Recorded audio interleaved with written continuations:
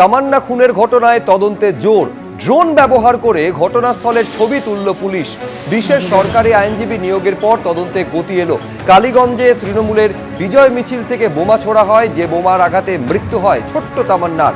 অভিযুক্তরা যেখানে মিছিল থেকে বোমাবাজি করেছিল, যেখান থেকে তামান্নার দেহ উদ্ধার হয়েছিল, সেই স্থানের ভিডিও এবং ছবি সংগ্রহ করেছে পুলিশ। তামান্নার বাড়িতে গিয়ে পরিবারের সঙ্গে কথা বলেন নতুন পিপি বিভাস চট্টোপাধ্যায়। মুখ্যমন্ত্রী নির্দেশ দিয়েছিলেন আর তারপরই এফআইআরে থাকা বাকি 13 জনকে গ্রেফতার করেছে পুলিশ। অর্থাৎ যতজন ছিল এফআইআরে 24 জন, প্রত্যেককেই গ্রেফতার করেছে পুলিশ।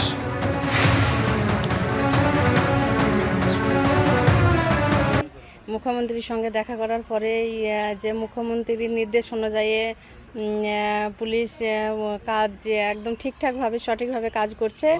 আমি সিএমের কাছে দাবি করেছিলাম যে পিপি চেঞ্জ করতে হবে, পিপি চেঞ্জ করেছেন। পিপি আমার বাড়ি এসেছিলেন এবং তার নির্দেশ অনুযায়ী আজও পুলিশ এসেছে। আজও যে যা কিছু তদন্ত করার, যেমন মানে খুঁটিয়ে যত রকমের যা কিছুভাবে তদন্ত করার আছে সমস্ত কিছু পুলিশ করছেন। আপনি কি এই তদন্তে খুশি? আমি এখন পর্যন্ত তদন্ত যা চলছে তো সেগুলো ঠিকঠাক মনে হচ্ছে, তারপরে দেখা যাক আবার আগামীতে কি হয়।